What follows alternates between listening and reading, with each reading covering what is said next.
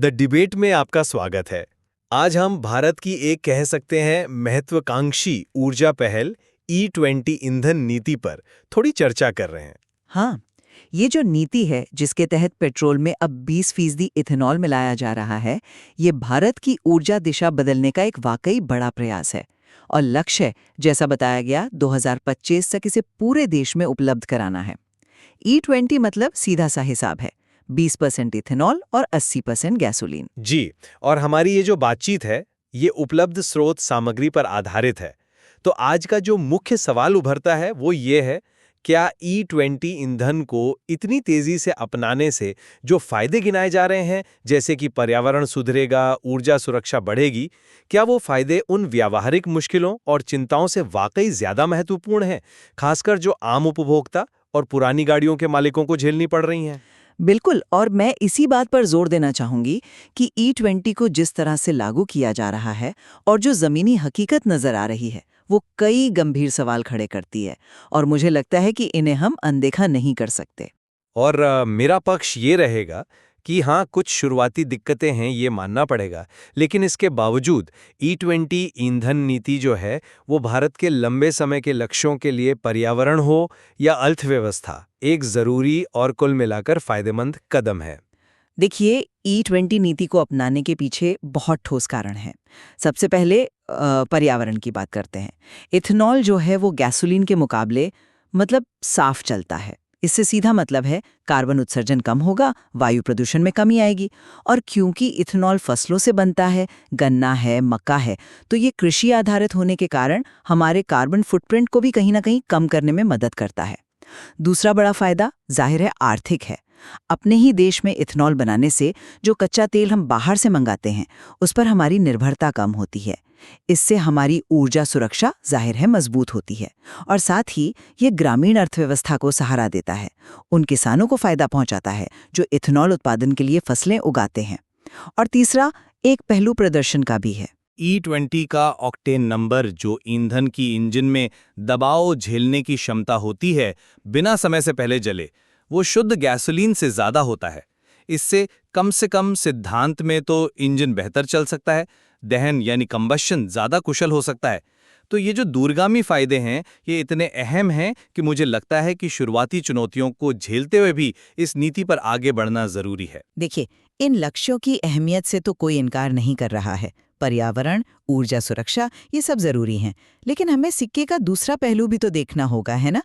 असलियत ये है कि E20 से जुड़ी कई व्यावहारिक परेशानियां हैं जिन पर शायद उतना ध्यान नहीं दिया गया जितना देना चाहिए था। सबसे बड़ा मुद्दा तो गाड़ियों की अनुकूलता का है, कंपैटिबिलिटी जिसे कहते हैं।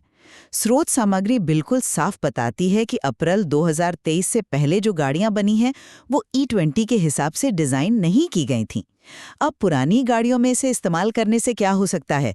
जो फ्यूल लाइंस हैं, उनमें क्षरण हो सकता है, मतलब एक तरह से गलना या जंग लगना। रबर और प्लास्टिक के जो सील और होज होते हैं, वो खराब हो सकते हैं। फ्यूल पंप जल्दी खराब हो सकता है। ये सारे जोखिम इसमें हैं। इथेनॉल की एक प्रकृति होती है कि वो पानी सोखता है और कुछ पुरानी चीजों को घोल सकता है, और समस्या की जड़ कहीं ना कहीं यही है। इसके अलावा पुरानी गाड़ियों में परफॉर्मेंस में गिरावट और माइलेज कम होने की शिकायतें भी लगातार आ रही हैं। दूसरा मुद्दा ईंधन दक्षता यानी फ्यूल एफिशिएंसी का है। इथेनॉल में गैसोलीन के मुकाबले ऊर्जा थोड़ी कम होती है, उसकी एनर्जी डेंसिटी कम है। नतीजा क्या है? रिपोर्टें बता रही हैं कि E20 इस्तेमाल करने पर माइलेज में करीब 2% से 6% तक की कमी आ सकती है। अब आप खुद सोचिए, आप पेट्रोल पंप पर जा रहे हैं, पैसा लगभग उतना ही दे रहे हैं, लेकिन आपकी गाड़ी पहले से कम चल रही है। तीसरा मुद्दा कीमत का। सुनने में आता है कि इथेनॉल उत्पादन में सस्ता पड़ता है, लेकिन पंप पर देखिए तो E20 की कीमत आपको आम पेट्रोल के बराबर ही मिल रही है। ये बात उपभोक्ताओं को बहुत खटकती है, खासकर जब उन्हें माइलेज भी कम मिल रहा हो। और आखिर में ग्राहकों के पास विकल्प क्या बचा है?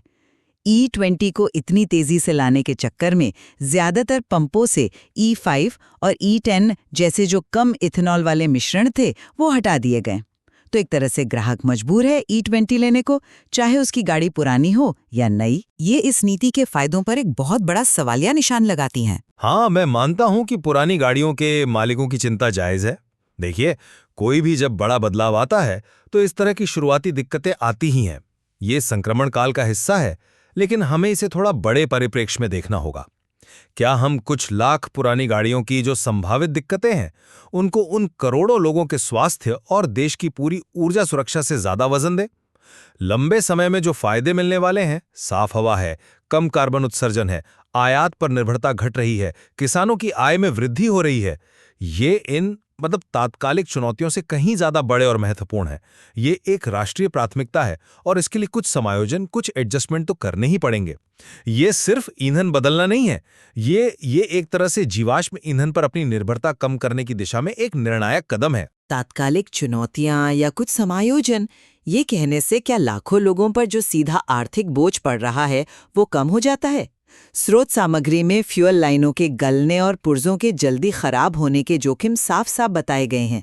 अब मान लीजिए किसी की गाड़ी का फ्यूल पंप खराब हो गया या इंजन में कोई और समस्या आ गई E20 के वजह से, तो उस मरम्मत का जो हजारों का खर्च आएगा वो कौन उठाएगा? क्या सरकार इसकी जिम्मेदारी ले रही है या तेल कंपनियां? नहीं ले रही हैं। तो ये बोझ तो सीधा उपभोक्ता पर ही आ रहा है ना? और जब आप कह रहे हैं कि माइलेज 2 से 6% कम हो रहा है और कीमत भी आप लगभग उतनी ही ले रहे हैं, तो एक औसत आदमी के लिए महीने का ईंधन खर्च तो बढ़ गया। तो सवाल ये उठता है कि क्या ये जो राष्ट्रीय हित के बड़े बड़े फायदे गिनाए जा रहे हैं, वो उस कीमत को सही ठहराते हैं जो एक आम नागरिक चुका रहा है, खासकर वो नागरिक जिसके पास शायद पुरानी गाड़ी बदलने के साधन भी ना हो? ये राष्ट्रीय हित का बोझ क्या सिर्फ आम आदमी ही उठाए? प्रदर्शन वाले पहलू को भी हमें नजरअंदाज नहीं करना चाहिए। जैसा मैंने पहले कहा, E20 का ऑक्टेन नंबर ज्यादा है, जो बेहतर कंबशन देता है। सिद्धांत रूप में ये इंजन को ज्यादा कुशलता से चलाने में मदद कर सकता है, खासकर उन इंजनों में जो इसके लिए डिजाइन किए गए हैं या अनुकूल हैं। हो सकता है ये बेहतर प्रदर्शन ईंधन दक्षता में आई जो मामूली कमी है, उसकी कुछ हद तक भरपाई भी कर दे। लेकिन इससे भी बड़ी बात, इस नीति का जो मूल उद्देश्य है वो उत्सर्जन घटाना और आयातित तेल पर निर्भरता कम करना है। ये राष्ट्रीय लक्ष्य इतने महत्वपूर्ण हैं कि हमें थोड़ी कम माइलेज की कीमत पर भी इन्हें हासिल करने की दिशा में आगे बढ़ना ही होगा। देखिए, उच्च ऑक्टेन का सैद्धांतिक फायदा अपनी जगह हो सकता है, पर जमीन पर उपभोक्ता का अनुभव क्या है? स्रोत सामग्री खुद कह रही है कि 2% से 6% की माइलेज में कमी आ रही है। अब जब आप पेट्रोल के बराबर पैसा दे रहे हैं और आपकी गाड़ी कम चल रही है, तो ऑक्टेन नंबर का ये तकनीकी तर्क आम आदमी को कितना संतुष्ट करेगा? उसके लिए तो ये सीधी सीधी जेब पर मार है। और यहीं पर पारदर्शिता का सवाल भी उठता है।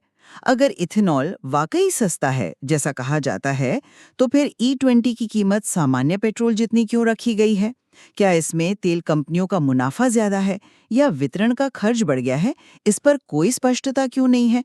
बिना पारदर्शिता के आप उपभोक्ताओं का भरोसा कैसे जीतेंगे? उन्हें तो यही लगेगा कि उन्हें फायदा कम दिया जा रहा है और बोझ ज्यादा डाला जा रहा है। 2025 तक E20 को पूरे देश में उपलब्ध कराने का लक्ष्य, हाँ, ये महत्वाकांक्षी जरूर है, पर ये भारत की ऊर्जा नीति में एक जरूरी बदलाव लाने की हमारी प्रतिबद्धता को भी दिखाता है। ये दर्शाता है कि हम अब पुराने ढर्रे से हटकर साफ ऊर्जा विकल्पों को अपनाने के लिए वाकई गंभीर हैं।